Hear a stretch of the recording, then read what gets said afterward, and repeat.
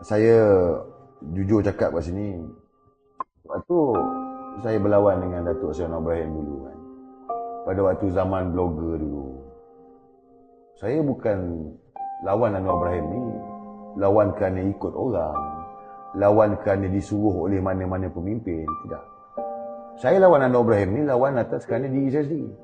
Dan saya start berpolitik ni pun sebab saya benci pada manusia bernama Anwar Ibrahim. Sebab saya lihat orang yang mengeruhkan keadaan keharmonian, kemajmukan kaum di Malaysia ni, manusia bernama Anwar bin Ibrahim ni lah yang lebih teruk lagi cocok di AP ni, sehingga di AP ni makin hari makin besar kepala seperti mana kita tengok. Saya bagi contoh. Dulu di AP hanya tumpu di kawasan-kawasan Cina saja. Tapi selepas Anwar Ibrahim keluar daripada penjara 2004 tak saya, Anwar dah mula mengatur untuk bawa DAP turun di tempat-tempat kampung-kampung Melayu, felda-felda, memberikan DAP ni ruang. Inilah punca dia. Itu yang menjadikan isu perkauman makin hari makin meningkat. Indraf, kalau kita ingat dulu, siapa yang mengapi-apikan kaum India ni? Bersih.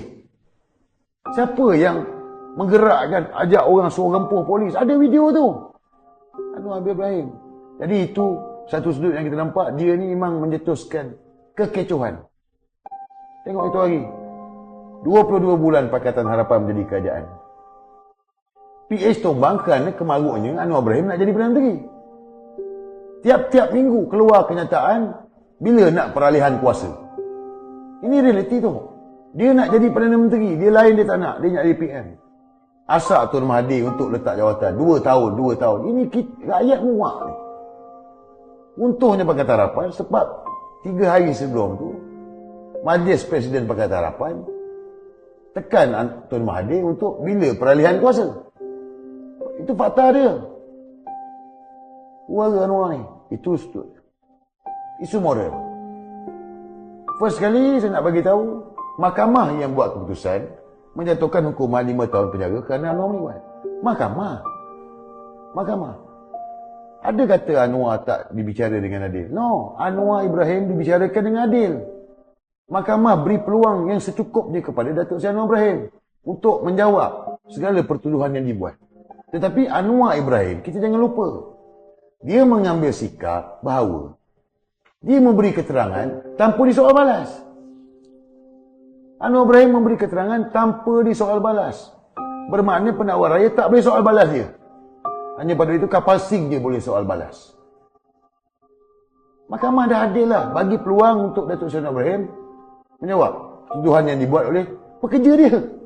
Itu pekerja dia tu, bukannya orang pasang apa. Pekerja dia sendiri. Pekerja kesayangan dia tu, Saiful Bukhari tu. Dan dalam pengujian kapal sing cakap, Yang Arif, liwat suka sama suka. Ini bukan soal suka sama suka. Ini isu moral. Itu pertama, mahkamah. Keduanya, saya sendiri dah jumpa secara peribadi 2 orang yang menjadi mangsa. Termasuk budak yang Lokman cakap video terekam tu. Jadi takkanlah orang ni dah bercerita dengan saya, dibawa dengan saksi ni pula.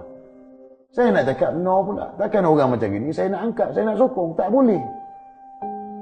Kalau negara lain mungkinlah kita cakap negara barat. Negara Malaysia ni, agama Islam, agama rasmi persekutuan.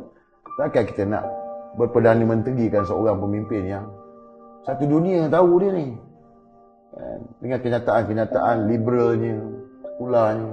Kan? Tak boleh tu. Tak boleh. Kita tak boleh gadaikan negara ni, letakkan negara ni ke tangan orang yang salah. Kita kena pastikan negara ni tidak jatuh ke tangan yang salah.